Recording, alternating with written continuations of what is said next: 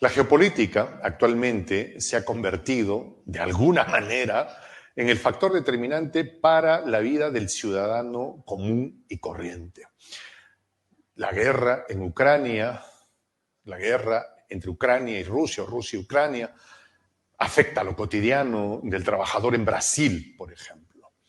Una de las voces más autorizadas para tratar de entender esta locura que se ha convertido en la geopolítica es Roberto de la Madrid, un hombre que además tiene muchas horas de vuelo, por decirlo de alguna manera, ya haciendo prensa internacional, y para Prensa Alternativa es un orgullo tenerlo aquí con nosotros. Roberto, hermano querido, muchas gracias por acompañarnos. Bienvenido a Prensa Alternativa.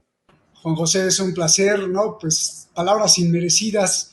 Yo trato de aportar y de compartir y de seguir buscando y de seguir pues tratando de hacer una criba, de analizar, de colar toda la información y sobre todo de alertar a la gente que la conciencia, la búsqueda por incrementar la conciencia, pues es algo vital para poder sobrevivir, porque finalmente lo que tú decías, la generación de cualquier idea provoca finalmente, incluso hasta psiquiátricamente, problemas de salud. Entonces es muy importante entender lo que pasa en el mundo. Juan José, gracias por tu presentación. Vamos al tema del señor Macron. Quisiera comenzar esta conversación con el tema del señor Macron. Se sintió uno de esos días, se levantó con la pata izquierda, dirían aquí en el Perú, no sé si se entiende allá, se levantó con la pata izquierda y dijo, me siento Napoleón hoy día. Vamos a mandar tropas a Rusia, total y desde el Kremlin dijeron, ¿usted se acuerda la última vez que mandaron franceses acá? No le recomiendo, porque no solo fue Napoleón, fue Hitler. Ahora, hace unas horas atrás, el señor Macron, después de que los gringos dijeran, no, anda solo tu hermanito, me avisa cómo te va. Después de que los alemanes dijeran, sí, compadre, cualquier día te acompaño. Macron acaba de decir que no es algo que vayan a hacer. Impresiones sobre esto. Bueno, a ver, hemos nosotros de aquí en Detrás de la Razón, en particular un servidor, hemos tratado de denunciar ya desde hace mucho tiempo que siempre hay una narrativa del miedo. Y que esta narrativa que se construye en la mente colectiva de los pueblos, es justamente para, no para meter miedo, porque uno puede decir, bueno, pues la narrativa del miedo es para meter miedo. No, ese sería pues la herramienta. Entonces, si yo meto miedo a la mente colectiva, pues lo que viene es la legitimidad, y eso es lo que se busca. O sea, darle legitimidad a las acciones que no están interesadas en defender pueblos, ni están interesadas en defender la paz, la justicia, la libertad. No, están primeramente en defender los intereses económicos de interesados en la guerra. Es decir, corporaciones y fábricas de armas, y si no son corporaciones ni fábricas de armas, entonces viene lo segundo, que es el movimiento geográfico, es decir, dónde quiero imprimir más fuerza para poder apropiarme de los recursos, quizá no de esa tierra, sino de las que están allá, porque esto me sirve de cuña para poder seguir presionando, digamos, a los rusos, para poder algún día fragmentar Rusia o hacerla una unión de repúblicas pequeñitas que no tengan una nada que ver con la otra, y así yo poder dominarlo. Entonces, creo que la narrativa del miedo está funcionando, es viejo, pero sigue funcionando y sigue metiéndole temor a la población. Y hoy Europa está, creo que a nivel de calle, a nivel de pie, de gente de a pie, pues sí está atemorizada. Está atemorizada al ver a gente como Macron, justamente que está sirviendo como alfil de este pensamiento, a gente incluso como Pedro Sánchez, porque se para en Rafah, en Gaza, a decir que van a defender a los palestinos, pero finalmente se siguen vendiendo armas, a gente como Scholz o como Cameron, que la última es que ok, no le vendas los Tauros o no le des los misiles letales que son muy eficaces de Alemania a Ucrania, dámelos a mí, a los británicos, y nosotros le mandamos el Shadow Storm, que pues hace bastante daño a los ucranianos, para que se lo lanzan a los rusos, ¿no? Entonces, bueno, toda esta dinámica hace Ah, que la gente esté un poco aterrorizada de que ahí viene la guerra y finalmente sea más fácil a la hora de votar, a la hora de legitimar los planes de ayuda a Ucrania. Por ejemplo, en el Congreso de Francia, pues se aprobó que sí se le dé ayuda a Ucrania por los próximos 10 años, tal como se firmó entre Macron y Zelensky ese acuerdo. Bueno, pues esta es, creo yo, la explicación más plausible de cómo es que, o cómo entender esta urgencia por apoyar a Ucrania. Y ahora pasamos a Macron. sí. Macron que cumple con los lineamientos de justamente esta narrativa. No hay que olvidar que Macron pues es un hijo del Fondo Monetario Internacional, del Banco Monetario Internacional, del Banco Mundial. ¿Por qué digo un hijo? Porque, bueno, pues está formado en esa ideología y persigue finalmente pues esas ambiciones y esos objetivos. ¿Cómo explicar que pasó como de ser una palomita ahora ser un halcón, ¿no? El señor Macron que defendía, que era un poco dócil, que defendía la paz, ahora salió como guerrero e incluso no solo Rusia, sino los demás líderes europeos le dijeron, espérate, no vamos a mandar tropas porque si mandamos tropas es desatar la tercera guerra mundial, ¿no? Entonces, el día de hoy, Macron dio un importante discurso en televisión, acaba de decir, creo que lo más rescatable de lo que dice Macron es que si no se ayuda a Ucrania militarmente, es decir, si se deja que Rusia tome la victoria en Ucrania, la credibilidad, la honorabilidad, eso lo dijo hace unos minutos, la honorabilidad y la credibilidad de Europa como sí misma quedaría a nivel cero. Es decir, entonces bien, lo segundo, que Macron prometió que se va a encargar de que Rusia jamás llegue a la victoria en Ucrania. Ahí mi primera parte, porque hay muchas preguntas. Y acá tengo una pregunta, porque hay muchos que creen que ya Ucrania perdió la guerra. ¿Cómo le queda? O sea, ya no tiene margen de movimiento, porque dice, ¿no? Más o menos la lógica es esta. Si es que Putin gana la guerra, Europa entera colapsará. Oye, ya perdió la guerra, te toca colapsar. No sé, ya no tiene máximo. O sea, vendieron, como tú dices, una campaña de miedo, pero lo crítico de esto es que en esa narrativa quedan sin margen de movimiento. ¿O qué percibes ahí tú? Mira, yo lo que percibo son varias cosas. Uno es que sí perdió la guerra a Ucrania, pero aún no están en el momento de levantar la bandera blanca, ¿no? Ya le contestó Zelensky al Papa. Y cuando estén en el momento de levantar la bandera blanca, quizá tenga la esperanza gente como Macron de entonces sí enviar tropas y que se arme la tercera guerra mundial. Y por eso es que dicen que no está perdida la guerra, ¿no? Hay Porque quienes dicen que no es tan bruto. Hay quienes dicen que no es tan bruto. Hay quienes dicen que este hijo del FMI, por no decir otra cosa, este hijo del FMI, no es tan bruto. Que el plan sería balcanizar a Ucrania. Bueno, ya hay posiciones tomadas por Rusia, son irrenunciables, eso le ha costado sangre a los rusos, no lo van a entregar, y entonces Polonia dirá, me acuerdo que esta parte también era mía, los rumanos dirán, pensándolo bien, creo que también, y por ahí, el presidente Putin lo dijo, Francia está queriendo mandar un destacamento para poner una malla, una reja y decir, esto también es mío. ¿No estará en el proyecto de la balcanización de Ucrania? yo sí lo veo, iba para allá, esa es como quizá A ver, la tercera opción. Yo lo que veo como una primera hipótesis, Juan José, es que uno, están provocando demasiado a Rusia.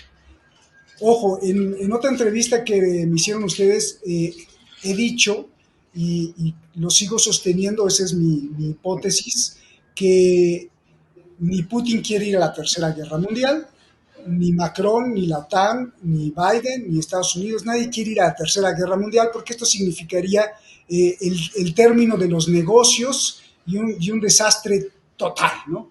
Habrá algunos locos que sí, pero institucionalmente no lo creo todavía que quiera nadie ir a la Tercera Guerra Mundial. Pero lo que sí creo es que quieren cansar a Rusia. O sea, estarle picando por un lado, picando por el otro, picando por un lado. Y qué mejor hacerse los mártires. Imagínate el escenario número dos. No ahora, porque también lo dijo en el discurso de hace media hora Macron, que no se descarta el envío de tropas francesas a Ucrania, pero que en este momento no las van a enviar, ¿no? Entonces, imagínate tú en el escenario número dos que sí se llegara a enviar tropas francesas a Ucrania y que Putin cumpla lo que dijo el día de ayer, que cualquier tropa de Estados Unidos, de Francia, de la OTAN, o sea, cualquier tropa extranjera que no tenga nada que ver con los ucranianos, iban a ser tomados prácticamente como el enemigo a vencer. Entonces, imagina tú que esas tropas son aniquiladas por los rusos, entonces no es que se desate ahí la Tercera Guerra Mundial, sino que lo que quieren es fincar otra narrativa para decir, mira a Putin cómo es de malo, malísimo, que ahora ha destrozado los cuerpos de nuestros combatientes y entonces meter y meter y meter y meter más presión por un lado, por el otro, hasta cansar a Rusia y hacer que Rusia apriete el primer botón de una bomba nuclear táctica. Esa sería como la hipótesis número dos, que es muy complicada, pero que está en la mente de algunos locos, ¿no? Porque entonces Ok. así sí se uniría todo, incluso todo el mundo, en una narrativa contra Putin de decir, él es el malo, está matando soldados franceses, está, pobrecitos soldados franceses solo fueron a ayudar, fueron a llevar a la comida, no sé. Este sería el segundo punto, ¿no? El tercer punto sí sería el cual yo creo que Estados Unidos, sobre todo sus corporaciones, lo que quieren hacer es dejar en Ucrania una guerra de desgaste a largo plazo, antes de balcanizar, mucho Ok. antes de balcanizar, dejar una guerra a largo plazo. Y hace unas 2 semanas nosotros hicimos un programa para ver las ganancias. Y las ganancias, por ejemplo, de las 5 poderosas del mundo, las 5 petroleras o empresas de hidrocarburos como ExxonMobil, Total, Chevron, pues son alrededor de más de medio billón o medio billón de dólares. Son 500.000 millones de dólares de ganancias solo por la guerra en Ucrania. Esto te habla muchísimo, muchísimo de que las corporaciones de hidrocarburos de Occidente, como Total Energies, como ExxonMobil, como Chevron, como BP o British Petroleum, no van a dejar y tienen el dinero suficiente para pagar mercenarios para que ese fuego siga ahí por un buen rato. Porque O sea, están facturando con la sangre de los ucranianos. están facturando más de 500.000 millones de dólares. ¿Sabes qué es eso? Más de 500.000 millones de dólares. Esto significa que es más o menos, ya casi le llegarían para estas fechas al presupuesto militar de Estados Unidos. Entonces, ¿y esto por qué? ¿Por qué Con están, eso compras 2 veces Google. por qué están facturando esto? Ah, bueno, pues porque las sanciones prohibieron el petróleo y el gas ruso, sobre todo el petróleo, y entonces ahora las empresas occidentales, sobre todo las que están en Estados Unidos, pues es el paraíso. O sea, están vendiendo hidrocarburos a Europa como nunca antes, ¿no? Y eso no lo van a dejar perder. Empezando por ahí, ¿eh? Ni siquiera te estoy hablando de las acciones de Lockheed Martin, de Raytheon, de las fabricantes de armas. Si vamos por allá, entonces hacemos la suma, esto supera el billón de dólares. Incluidas las empresas que se quedaron en Rusia desafiando las sanciones occidentales, como Danone, como Nestlé, como Philips Morris de los cigarros, que solo de impuestos le pagan al Kremlin casi 10.000 millones de dólares. Entonces, esto es un negocio para todos. Y ellos han ganado alrededor de 200.000 millones de dólares las empresas occidentales que siguen operando dentro de Rusia. Eh, no les conviene que la guerra en Ucrania se capitule en paz. les conviene que la guerra en Ucrania siga generando Pero de sangre. acuerdo a lo que dices, hay una lógica. Cuando alguien pierde, alguien gana. Si estos están facturando bien, los rusos no están perdiendo. Las Tampoco cifras indican que ellos han menos. comenzado a facturar. Los que están resultando reventados en su economía son los ciudadanos de a pie europeos. Los ciudadanos Sus élites europeos, están claro. comiendo caviar, pero su gente está... ¿Tú crees esta situación política sostenible en el tiempo? No, yo creo que hay una intención desde hace mucho tiempo. Recuerda que la fundación de Estados Unidos siempre vio con desdén, independientemente si sean los mismos de la City de Londres, pero la fundación de Estados Unidos, desde el principio y hasta el día de hoy, siempre ve con desdén, entre comillas, desdén a las monarquías. O sea, ellos enarbolan la bandera de las democracias y entonces, pues el rey de España, la reina de Inglaterra, todos nos ven con desdén porque nosotros somos la democracia. Y ese desdén implica el desbaratar algún día también a Europa. No me gusta esta Europa intelectual, contestataria, que enarbola supuestamente los principios de la libertad, de la El igualdad. gringo que no le gusta hablar como gringo y se siente bien con el dejo en inglés, más o Entonces, menos. si tú te fijas, los esfuerzos tanto de Donald Trump como de los demócratas siempre han sido fracturar a la Unión Europea, siempre han sido ese intento de fracturar, por un lado exigirle más cuotas porque si no, no te voy a defender, estas amenazas, el introducirle tratados de libre comercio para dejar a los productores europeos pues en mala posición, la importación de aluminio que hace Europa de Estados Unidos, o sea, siempre ha sido estar machacando. ¿Por qué? Porque la producción, por ejemplo, poética, filosófica, intelectual en Estados Unidos es muy pobre. ¿Dónde está esa producción? ¿Dónde está esa producción que levanta la voz o que levantaba la voz? Pues es en Europa. Y eso la tecnocracia de Estados Unidos nunca lo ha visto bien. Entonces yo sí siento que hasta el día de hoy sigue permeando esa intención de desbaratar Europa. Y si se fragmenta, mucho mejor, porque entonces la competencia solo será con China. No olvidar que hoy la Unión Europea, unida, porque está más desunida que nunca, pero unida, representa un Producto Interno Bruto igual que Estados Unidos, igual que China. O sea, ahí es Sobre esto que dices, hay algo que me llama poderosamente la atención, o me viene el recuerdo inmediato de algo que hace un par de días o menos el presidente Putin dijo, ¿no?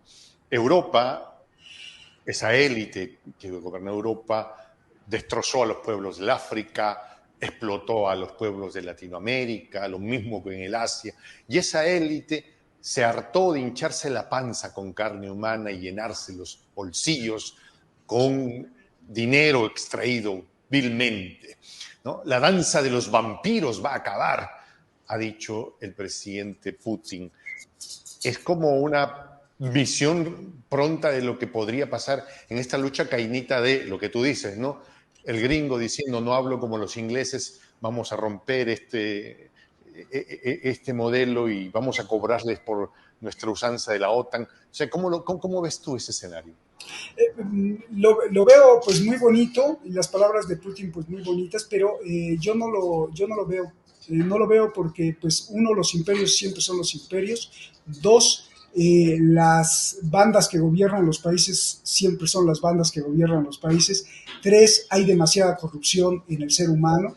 Y cuatro, la sensación que tienen las potencias mundiales de gobernar el mundo sigue permeando sus pensamientos, ¿no? Siguen queriendo expandirse. Entonces, por lo pronto, sí, fue una Europa colonialista que llenó de sangre el mundo, pero si tú te fijas, esos europeos que se fueron y que emigraron porque estaban en contra de ciertas cosas por ahí de 1700 en Inglaterra y fueron a fundar otra nación que se llamó Estados Unidos con su destino manifiesto, el destino manifiesto y la excepcionalidad de los estadounidenses, o sea, el excepcionalismo de ser la nación que puede gobernar el mundo, no es otra cosa más que el mismo imperialismo, colonialismo sangriento disfrazado de democracia. Entonces, pues sí, se podrá extinguir el buitre de Europa, pero pues ahí está Estados Unidos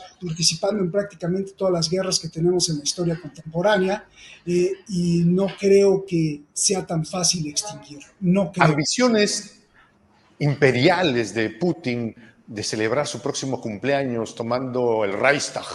Es posible, o sea, es lo que se está vendiendo, ¿no? Si nos descuidamos, no sé, Putin la próxima estará vacacionando en las Canarias. ¿Ah? ¿Qué hay ahí sobre eso? Porque es lo que la gente ve, ¿no? Le cuentan eso por la televisión. Ah, impresiones. No, yo creo que Putin es un estratega, el gran estratega del siglo XX, ¿no? Que se consume en el siglo XXI. Es uno de los pilares de la historia contemporánea universal. Putin no se puede, el mundo no se puede entender geopolíticamente sin Putin, pero Juan José, yo creo que no hay que olvidar, Ajá. esto es muy importante, porque yo no defiendo a Rusia jamás, y mucho menos defiendo a Estados Unidos, mucho menos. Simplemente lo veo como, como un investigador y analista de los fenómenos del mundo. Y lo que te puedo decir es que lejos de las ideologías, no me gusta entrar a ninguna ideología, no hay que olvidar el pensamiento sionista. No hay que olvidar el poder del pensamiento sionista y sobre todo sus activos que son hechos reales. Eh, Se pueden manejar muchos discursos, y me lo decía Uh-huh. mi abuelita, de la palabra al hecho hay mucho trecho. Se pueden manejar muchos discursos y todas las cosas, pero lo que importa al científico, en la física, por ejemplo, y al científico social es el hecho, o por lo menos el fenómeno. Y el hecho es que Rusia también, hace unos años, yo lo decía cuando estaba en Irán y no les gustaba, decía, a ver, nosotros hemos denunciado las atrocidades que hace Israel, pero Putin, por el otro lado, invita a Netanyahu como su invitado de honor para celebrar el Día de la Victoria cuando vence Rusia o la Unión Soviética, ex Unión Soviética, a los nazis. Y como invitado de honor está el primer ministro Netanyahu después de que ordenó la guerra de 50 días del 2014, que fue una lluvia donde mató a prácticamente casi lo que está matando ahorita en un genocidio del 2014 durante 50 días. Entonces estaba Obama y a la misma Hillary Clinton le enviaron a decirle a Netanyahu, ya párale porque esto es una carnicería. Después Putin envía lleva a Rusia a Netanyahu. Entonces no hay que olvidar muchos Uh-huh. de los rincones donde sigue el pensamiento sionista y no solo Teniendo en cuenta que la cantidad de judíos rusos que están en Israel es grande, el por día, poder sionista. 3 millones más o menos mínimo. Sí, olvídate de los rusos que están en Israel, más bien de los judíos que permean la Duma, de los judíos que permean un poco el pensamiento de la dirigencia tanto de Washington como de Berlín y como de Pekín.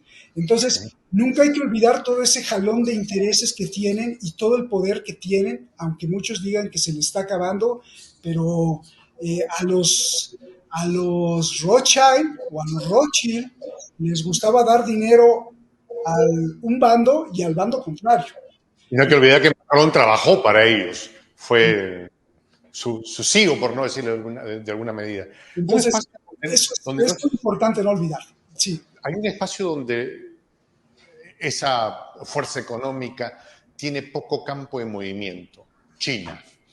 China está muy lejana de esa cultura judeocatólica, judeocristiana, ¿no? Confucionistas, budistas, tienen una mirada muy distinta, no tan afincadas en el sentimiento de la culpabilidad, ¿no? Muchos de nosotros alguna vez hemos ido a misa y hemos escuchado que por mi culpa, por mi culpa, por mi gran culpa, por mi... Y el chino no entiende eso desde su mirada. ¿Cómo ves el desarrollo de esta China que viene de un Deng Xiaoping que convirtió, como alguien me explicó hace unos días atrás, de las cancillerías en ministerios de comercio exterior, a sus embajadas en agencias de negocios y que hicieron mucho en penetración económica, y luego un Xi Jinping que evoluciona más y comienza ya a tener mucha más influencia política, comienza a tener mucho más, evoluciona del Deng Xiaoping a ser no solo el que te vende, sino al que ya tiene una opinión formada sobre la política. ¿Cómo ves el desarrollo de esta China? Yo creo que la alternativa son nuestros pueblos de América Latina, el tuyo, el mío, y ojalá que se logre entender. Disculpa que por ahí anda mi perro. Esas son las cosas mágicas de estas cosas, de este Claro, programa. los recibo con mucho gusto en la casa. Mira, déjame ver si lo pueden callar. No. A ver, estamos con Roberto de la Madrid haciendo un análisis de la geopolítica. Hermano querido, adelante. Sí, mira, a mí me parece hermosísimo que se haya llevado a cabo las primeras fases del socialismo en China.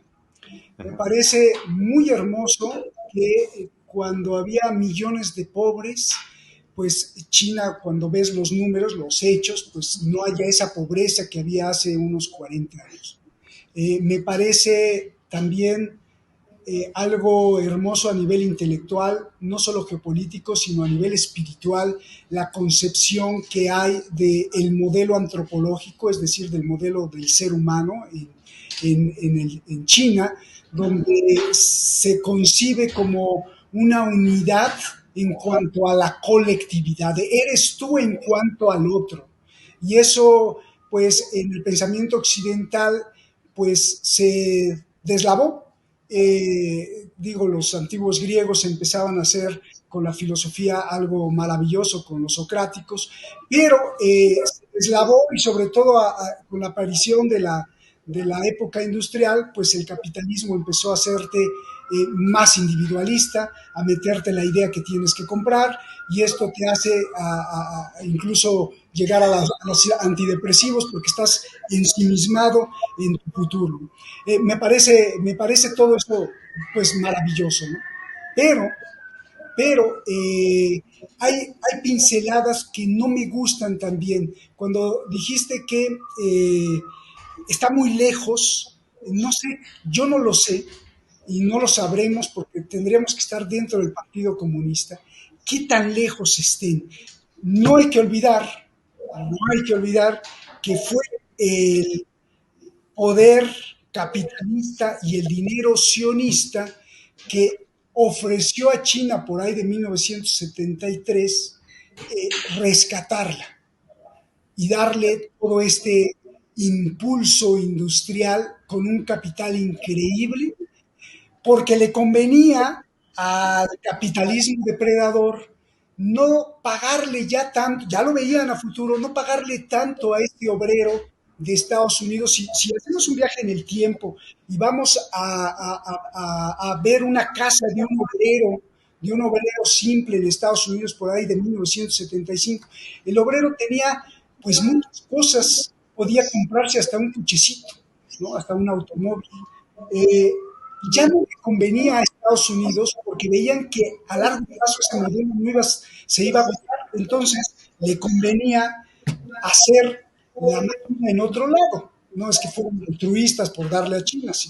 Entonces vieron una gran oportunidad de negocio y fue el dinero de Estados Unidos, el dinero sobre todo de las corporaciones sionistas, que impulsaron el poder económico de China por ahí de 1970 y tantos. De hecho, eran secretos los viajes de Kissinger para acercarse al Partido Comunista. Después, pues ya se supo que pues esos secretos no eran tan secretos. Entonces, no sé qué tan distante esté. Y antes de morir, Kissinger hizo su viaje número 100. Kissinger es uno de los alfiles más grandes que defendió a capa y espada no solo el pensamiento sionista, sino la idea de consolidar un Israel. Y Kissinger llevó la sangre y muchas guerras al mundo. Entonces, llega Kissinger eh, hace unos meses, antes de morir, recibido por todo el Partido Comunista como si fuera un profeta, y por Xi Jinping como si fuera un profeta. Es un amigo y siempre será un amigo de China, y, y lo puedes estudiar incluso en el rostro, en la cara de Xi Jinping, con una alegría que recibe a Kissinger. Entonces, yo no sé, basando en hechos, planteando la hipótesis, yo no sé qué tan lejos esté, qué tan distante esté, qué tan descomprometido esté. Pero ¿no será que la geopolítica no tenemos que entenderla en un parámetro del blanco y negro, sino precisamente en esa gradiente de grises en las que precisamente, y en eso sí estoy absolutamente de acuerdo contigo, la patria grande, los pueblos de Latinoamérica y el Caribe tienen que entender que tenemos que ser jugadores, y en este aspecto es claro, tú tienes a los rusos que se enfrentan al poder de Occidente con las variantes de influencia sionista que pueden tener, y como no, las mismas que vas a encontrar en Estados Unidos. No habrá sionistas en el Partido Comunista Chino, probablemente, pero sí muchos que han hecho negocios con ellos. Pero es la realidad que hay, es lo que tenemos.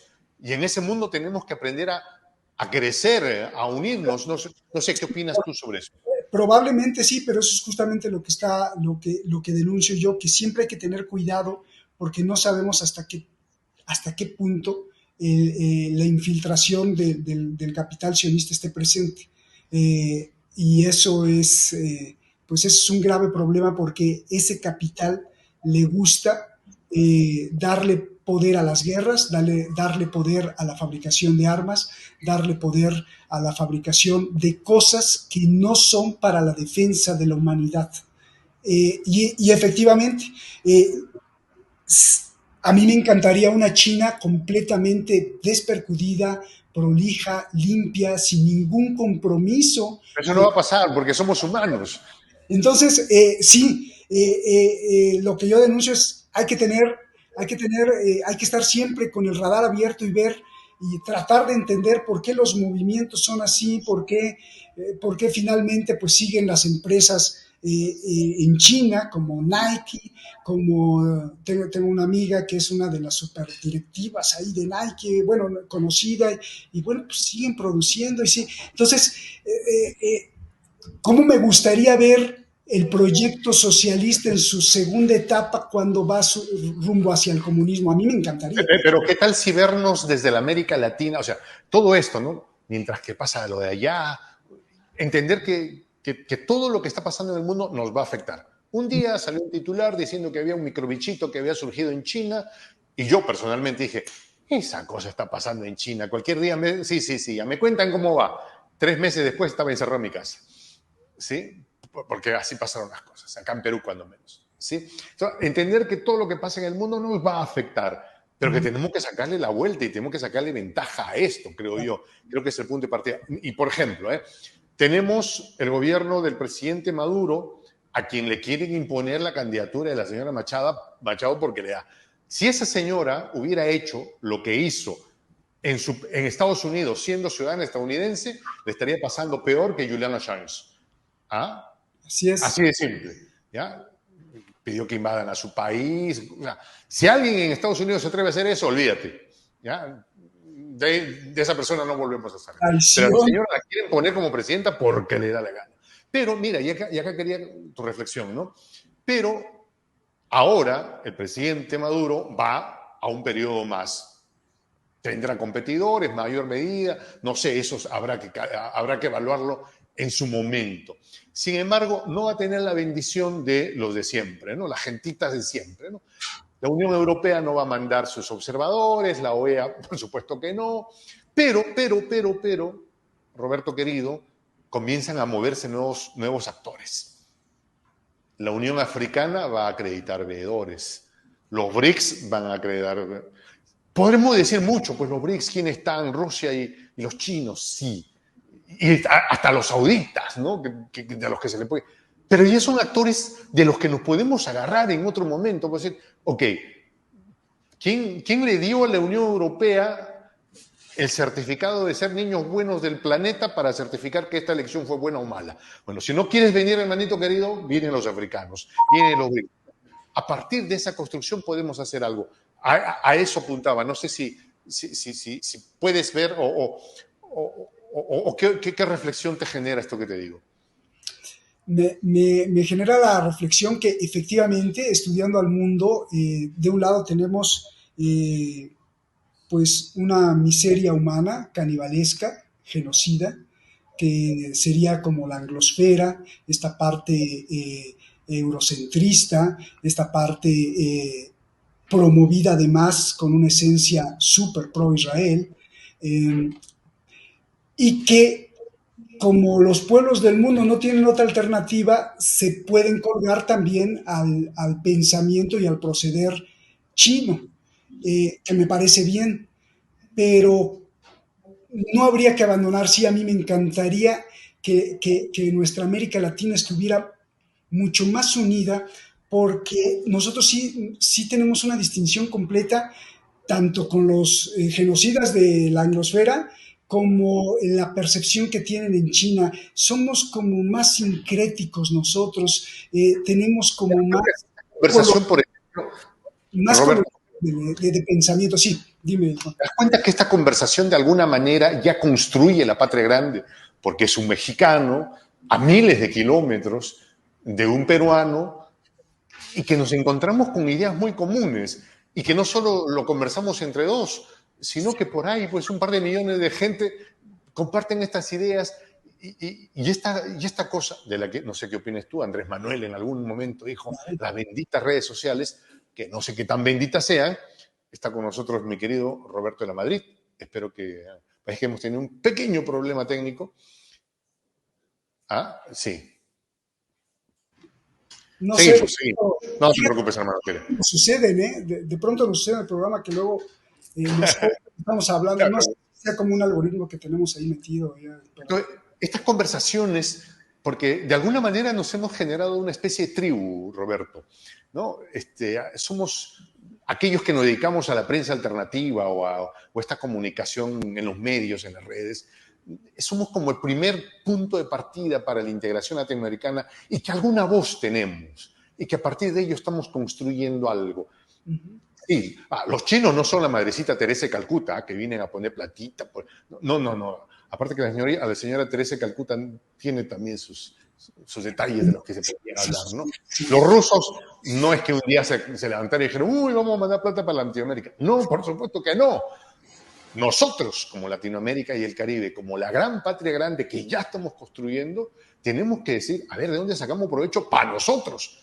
Porque Trump defiende a los suyos. Xi gobierna para los suyos. Putin, grande todo lo que quiera, pero para ellos, o sea, para su pueblo, y está bien, ¿no? O sea, él gobierna para ellos, ¿no? Podrá tener buenas señales y todo esto, mandar un poco de trigo para el África, está bien, pero sus intereses están en su país. El tema es que en Latinoamérica y el Caribe todavía, en la patria grande, todavía no tenemos afiatado eso, ahí como que estamos muy quebrados, muy atomizados, percibo eso, Roberto. Sí, sabes, yo estoy fascinado, Juan José, con esta conversación, porque, porque me permite incluso explorar ideas que no había explorado, ¿no? Y me levanta además el ánimo, porque en los diferentes programas siempre digo, ya sabemos lo sádico y no me gusta utilizar la palabra satánico porque es como entrar a la religión, pero lo satánico que son las políticas exteriores de Estados Unidos. Pero más que agarrarnos de otra alternativa como sería Rusia o China, habría que voltearnos a ver a nosotros y nosotros como latinoamericanos, como pueblos lastimados por esa colonización depredadora totalmente. Eh, Tenemos una gran oportunidad que comienza, Juan José, con la duda de nuestra existencia. ¿Qué significa esto? Comienza con poner en tela de juicio lo que creemos de nosotros mismos, porque la mayoría de las veces lo que creemos de nosotros mismos ya está preconcebido e impuesto por las directrices ideológicas, ya sea del imperialismo europeo o peor, del imperialismo estadounidense que se disfrazó muchas veces de ideas libertarias, y aquí lo vivimos en México, apoyando a los revolucionarios y creando grandes héroes patrióticos, pero no era otra cosa para expulsar a los que no convenían porque eran los europeos con su imperialismo.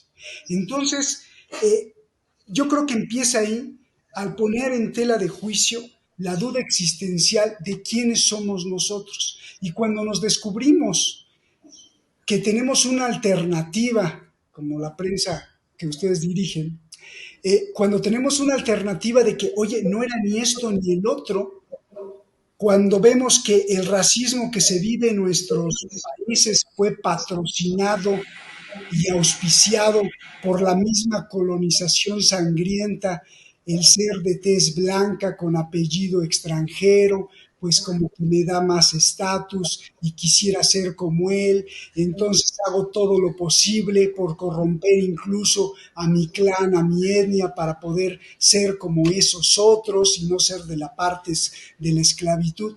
Cuando descubrimos todo eso y decimos, hey, espera, reacciona, tenemos una gran posibilidad y un gran potencial, porque no solo hablo de los recursos naturales, hablo de los recursos espirituales que tenemos en toda nuestra América Latina, que nos diferencia incluso de la cosmovisión que tienen los chinos, porque Ah, sí, por supuesto. con amigos chinos de verdad que, que han venido a nuestros países me dicen, bueno, la idea, por ejemplo, mágica que tenemos aquí con las tradiciones del Día de Muertos o las tradiciones que tienen en el Perú, pues eso no encaja con la ideología china cuando les enseñan más bien a ser ateos, por ejemplo. No porque me gusta ser religioso, ¿no? Sino porque esta gran pluralidad que tenemos como posibilidad, la gran patria Hay grande. algo que he dicho, Roberto, y permíteme que te corte sobre esto porque lo tengo acá dando vuelta a la cabeza. Dijiste, y he tenido un momento de epifanía en este momento que hablo contigo, mi querido. ¿Eh? Tú dijiste algo. ¿Quiénes somos? Y yo dije, somos la generación que está construyendo la patria grande. Somos, o sea, esa bisagra que sale de la opresión, del no encontrarnos, del no saber, porque yo alguna vez escuché que existía México, pero más allá del proyecto fallido que parecía ser esa república gobernada por los Calderón y los demás, era como un lugar tan lejano, pero ahora se siente tan cerca. Como en la mañana estuve hablando con un chileno, venezolano, y que todos casi tenemos lo mismo. Yo tengo esa sensación, más que esa certeza, Roberto querido, de que estamos, que, ¿quiénes somos? La generación que va a dar el punto de partida a la patria grande, el sueño de Bolívar. Yo lo percibo con mucha claridad, Roberto. Por eso insisto en la conciencia, en el incremento de la investigación, en el incremento de la capacidad crítica de cada individuo de la patria grande. ¿Por qué? Porque me da, por ejemplo, mucho dolor ver que haya ganado, y creo que ganó con votos reales, Milei. ¿Por qué? ¿Por qué me da mucho dolor? Porque hubo mucha gente o muchos millones de argentinos que dijeron, pues sí, vamos a votar por este cuate, ¿no? Ya hablé como mexicano. Vamos a votar por este señor, pero no saben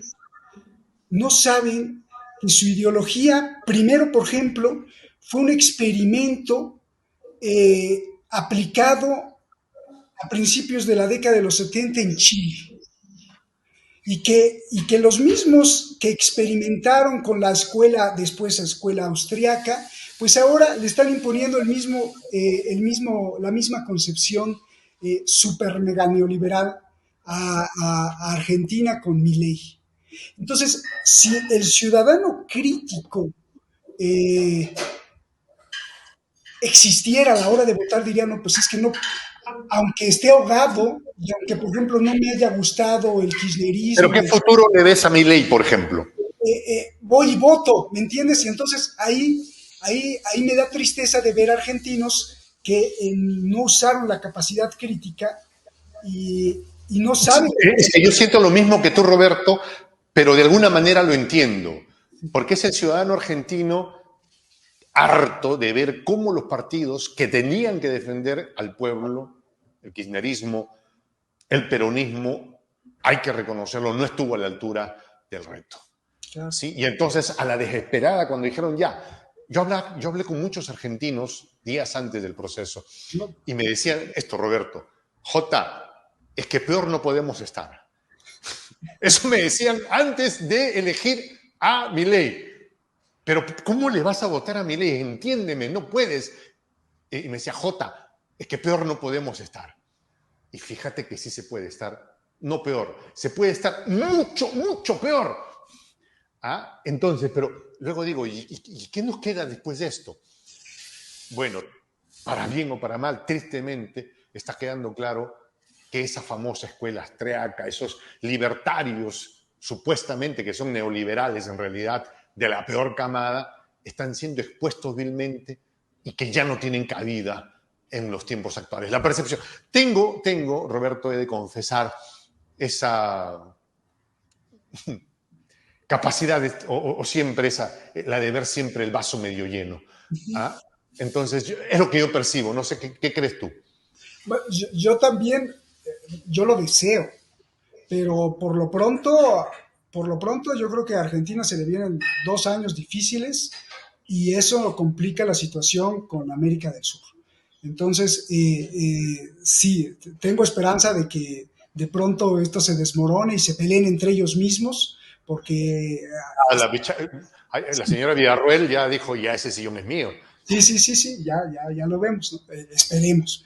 Pero se ve complicado porque finalmente, pues, Milei no es Milei, da lo mismo. Milei es otro más de los alfiles de este pensamiento corporativo que se aplica en acción de saqueo, o sea, del pensamiento de los seres humanos como nosotros, estoy hablando como un integrante de las corporaciones mundiales, pues no son seres humanos, no da lo mismo si los borramos o no. Ahí está Monsanto, Chevron, lo que hizo en Ecuador con el derrame petrolero, no importa si les deshacemos el país, ¿no? Entonces, Milei es un alfil de esta gente. Lo veo un poco complicado que de pronto cambien. Por eso, mi exhorto a los mexicanos, a los colombianos, a los argentinos, a los peruanos, a los brasileños, a todos los latinoamericanos es, espera, sí, podemos exigirle mucho a los gobernantes, pero muchas veces los gobernantes están copados, a lo mejor tienen buenas intenciones, ¿no? Pero están muy copados, están muy ahorcados. Tiene que empezar por acá, por la construcción de una concepción bien clarita. Pero, por ejemplo, el caso de Petro, ¿no? Mira, no hay lugar más complicado para gobernar desde mi óptica que Colombia. Esa Colombia del Plan Colombia, o sea, de haber vivido la podredumbre del uribismo, y le toca gobernar a Petro. Entonces yo sí le entiendo lo que dice claramente, ¿no? El presidente tendrá las mejores intenciones, pero eso se lo han dejado más amarrado que brujería, ¿no? O sea, parece que lo han hecho con brujo porque no hay manera de desamarrarlo. Pero lo ves a Petro presentando batalla, pero le hacen de cuadritos la cosa, Roberto. Claro, la propuesta que estoy tratando de exponer es una propuesta que regresa un poco al antropocentrismo Okay. individual, y que la veo como una solución a largo plazo y que creo que es la única solución. Es decir, sí, podemos salir a las calles, sí, podemos salir a protestar, sí, podemos hacer muchas manifestaciones, plantones, huelgas de hambre, sí, pero lo que más surge es Ajá. contagiar de conocimiento y sabiduría a los demás. Te lo digo porque además ahora pues me estoy estrenando como padre. Algunos de nuestros seguidores Hombre, felicitaciones. Por ahí no, se comenzaba, mi querido. y lo estoy viendo desde que estudiaba y desde que hice mi tesis, que la única forma de combatir, por ejemplo, al narco en México, al narco en Colombia, es que la ramificación de este pensamiento reflexivo, que puede tener tintes espirituales o no, que puede tener tintes políticos o no, pero que el pensamiento crítico y reflexivo no y reflexivo, pensamiento crítico y reflexivo, extienda sus brazos a través de la familia. Porque finalmente los gobernantes como Milei o los grandes capos del narcotráfico no son otra cosa más que los mismos colombianos, mexicanos y seres humanos que vivimos en este país, o los mafiosos peruanos, son los mismos peruanos, solo que tienen otra concepción antropológica. Ellos no lo saben, no sabrían, oye, a ver, ¿cuál es tu modelo antropológico? Pues no saben de qué va, pero para nosotros los que estamos estudiando esto, tienen otro modelo antropológico. Si nosotros empezamos a fincar este modelo antropológico de quiénes somos y que no debemos de ser ni gobernados ideológicamente, ni gobernados culturalmente, ni impuestos por órdenes extranjeras, es decir, la cultural, la económica, proveniente de Washington, proveniente de Europa, sino que debemos devolver a nuestra esencia.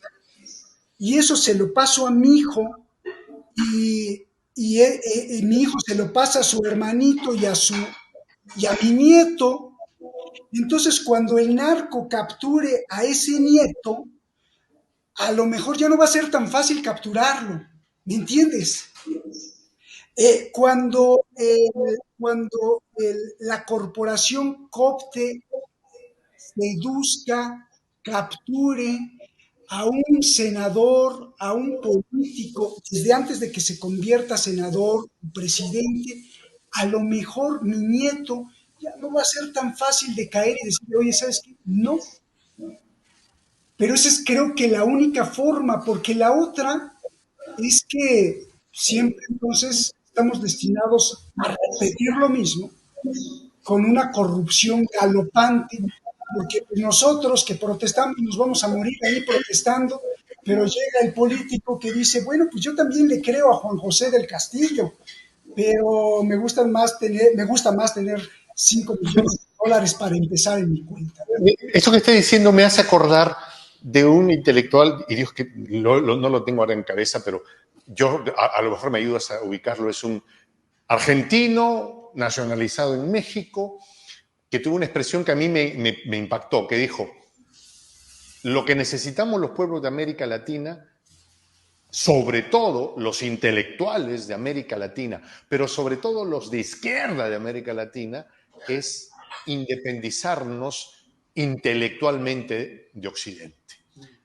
¿Sí? Hace poco falleció este pensador mexicano, Dussel, Claro.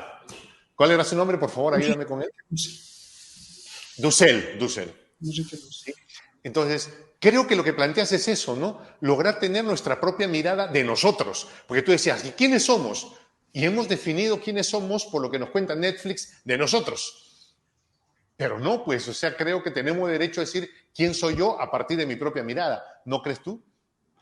No solo eso, por ejemplo, veo a intelectuales mexicanos que dicen, es que así lo dice la Real Academia Española. Ay, hace usted a la... Espera. Sí, pero claro, no es lo que queda, ¿no? Es que nosotros, no los mexicanos, sino el mismo, Los latinoamericanos, ¿ah? el mismo lenguaje español ya está, su peso y su esencia ya no está en España.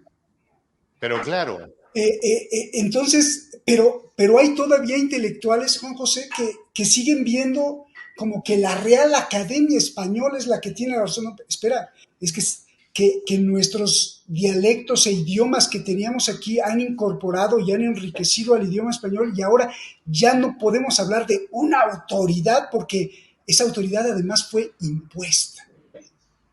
Así que sí, necesitamos, yo creo que esa es la única forma, Te yo voy a creo. contar algo que me pasó hace muy poco en una entrevista que le hice a un querido amigo, en una entrevista, ¿no? Muy hispánico él, y me dijo, es una barbaridad eso de que estén pidiendo que España le pida perdón a los pueblos de la colonia porque finalmente nosotros llevamos universidades, llevamos la civilización y demás, ¿no?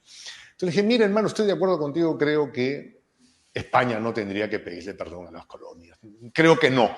Pero en principio, pedir que tú me pidas perdón no está bien. Uno pide perdón cuando realmente se siente compungido por lo que ha hecho, ¿no? Pero si tienes que pedir perdón, la élite española tendría que pedirle perdón a la humanidad por haber acabado vilmente con las civilizaciones que encontró en esta parte que ahora se llama Sudamérica y Latinoamérica y Mesoamérica. Y le ponía un ejemplo que le fue difícil, ¿no? Y te lo cuento, ¿eh? Yo estoy profundamente interesado en un estudio que es el estudio de los quipus peruanos. Los quipus eran unas tiras, unas pitas donde se anudaban las cosas, ¿sí? Que dijeron eran cosas así para sumas y restas, ¿no? Bueno, resulta que en esos quipus todo indica ya estudios avanzados en Harvard. Me he tenido que enterar esto por estudios hechos en Harvard, digo yo, siendo peruano y los peruanos de esta zona. Me he tenido que enterar por estudios hechos en Harvard que en esos quipus no solo había números, había historia, había poesía, había manuales de neurocirugía, pero cuando se quemó todo ese corpus de conocimiento, fue como quemar 10 veces la biblioteca de Alejandría o algo más, porque se desapareció gran parte de la cultura, no solo nuestra, ya del planeta, de la humanidad. Por eso es que esos bárbaros que fueron a venir a quemar cosas de acá no tienen que pedirle perdón solo a los pueblos de Latinoamérica y el Caribe. Perdón al mundo entero por andar quemando cosas, como lo ha hecho el señor Bush, que uno de esos días dijo, a ver, Irak, vamos a meterle bombas allá, no me gusta, son paganos, sí, hay que bombardear esas cosas allá, ¿no? O sea, el desaparecer lo que no entiendes, ¿no? Y yo sí estoy muy de acuerdo con esto que dices, construir una nueva mentalidad, mirarnos a nosotros mismos y que no nos las cuenten a partir de Netflix. Y lo más triste es que mucha gente se la cree, Roberto. Miran una película de Netflix y creen que ya saben la realidad. Es una cosa que digo, pero no se dan cuenta, Roberto. No se dan cuenta, Roberto. Es muy difícil. Incluso yo mismo, a veces cuando recuerdo, cuando estoy leyendo, investigando, de pronto digo, ¿esto dónde lo sentí? Pues lo sentí cuando tenía 15 años y vi una película que se llamó El Día de la Independencia. Claro, pues sí, desde ahí, o sea, te fabrican, ¿no? Entonces sí tienes que ser muy honesto intelectualmente, decir, no, no, no, no, espérate, ya desde ese entonces ya te están metiendo la rusofobia, por ejemplo, o no sé, el supuesto antinazismo, pero visto desde la mirada estadounidense de vencedor y que son los salvadores incluso Y de. esto que dices me hace acordar que yo cuando muchacho iba y veía a un tipo llamado Chuck Norris peleando contra los vietnamitas. Y me presentaban unos vietnamitas animalizados, feos, horrorosos, y que los mataban, y uno realmente disfrutaba viendo esas escenas de barbarie. Y igual que tú, han tenido que pasar años para decir, había estado bien menso para haberles creído estos, ¿no? Claro, Todavía estamos en nuestra era de mensos, Roberto, o gran parte de nuestra sociedad. yo creo que sigue igual o peor, ¿eh? Porque ahora además hay que agregarle el inmenso poder que tienen las redes sociales.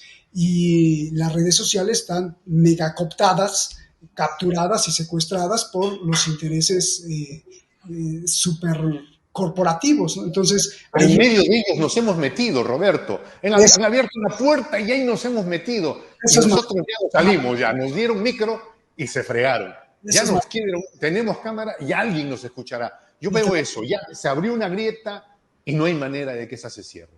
mira que a nosotros nos han cerrado canales con millones de de Yo sé. vistas. Ahí volvemos a salir como plantita en un, en un rincón oscuro, ¿no? Sí, y bueno, ahí está la prueba, ¿no? De hecho, recibimos tantas censuras del equipo legal de YouTube que nos mandan y dicen, ¿sabes qué? No puedes hablar de esto no, es increíble, ¿no? Pero Pero con todo eso hemos aprendido y hemos sobrevivido, Roberto. Hemos aprendido por dónde va y por dónde no va. Y nos hemos convertido, tú sobre todo, en un sobreviviente de esto. ¿No crees que ya no hay retorno? ¿Que ya se abrió la puerta y que de aquí ya no se vuelve? ¿Patria o grande o no hay otra cosa? espero que así sea. Lo deseo con muchas ganas, pero no hay que subestimar el poder Sí, yo sé. de estos cuates, no hay que subestimar el poder y no hay que subestimar el lado perverso de cada ser humano, porque luego, qué sorpresa te llevas que los mismos que luchaban junto a ti como hermanos de la causa, pues ya se desaparecieron, Sí, míralo a Lenín Moreno en Ecuador. sucumbieron ante el cañonazo de los dólares. Entonces, El mismo Almagro. sí, sí, sí, o sea, uf, por eso te digo otra vez, vamos a regresar al descubrimiento de nuestra verdadera esencia para que mi hijo la tenga un poquito más fuerte, para que entonces mi nieto la tenga más fuerte y cuando venga el cañonazo o la extorsión de millones de dólares, pues no caigas como Lenín Moreno, por ejemplo. Roberto de la Madrid, un placer haberte tenido aquí con nosotros. Te pedí media hora, me he excedido ampliamente de ese tiempo. Agradecerte tremendamente que nos hayas acompañado. Ha sido una conversación de análisis geopolítico y de ribetes espirituales, además. Yo quiero pedirles que visiten a Roberto de la Madrid en su canal de YouTube. Por favor, cuéntanos dónde la gente te puede ver, dónde te puede seguir. Muy fácil, detrás de la razón, si ustedes teclean detrás de la razón, ahí aparecemos, o Roberto de la Madrid, o Shadi Narváez, que es pues, la productora y ahora es mamá y es mi esposa, pues lo hacemos con mucho corazón y con mucho amor por la gente, y sobre todo por la maravilla que es vivir, Juan ¿Cierto? José, es maravilloso. A pesar de tanta guerra, a pesar de tanto, hay también una infinita posibilidad de hacer cosas y pues ahí estamos, en esta trinchera. Además que nos has contado que ya has ampliado el proyecto familiar y inaugurándote como padre, que es excelente. Además, te felicitamos desde aquí. Mucha fuerza a todo el trabajo que yo sé que ustedes están haciendo allá. Ya nos tocará darnos una vuelta por donde están ustedes, los mexicanos siempre tan queridos hermanos para nosotros. Desde aquí les mandamos un fuerte abrazo. Hermano querido, muchas gracias. Queda pendiente que aterrice un día allá, estás en Lima y nos tomemos un cafecito un día. Hermano querido, cuando pasó lo del golpe contra el presidente Castillo, yo estaba con un pie en el avión. Dije, ¿a dónde me voy? A México. O sea, ya estaba, ¿no? Acá tienes tu casa, claro que sí. Hermano, yo sé de ese cariño de nuestros hermanos mexicanos. Muchas gracias, Roberto. Mi nombre, Gracias. mi nombre es Juan José el Castillo, el J. Gracias por habernos acompañado. Me despido con esta expresión en el quechua milenario, en el quechua de los incas, Tupananchis Kama, cuya traducción al español es hasta que nos volvamos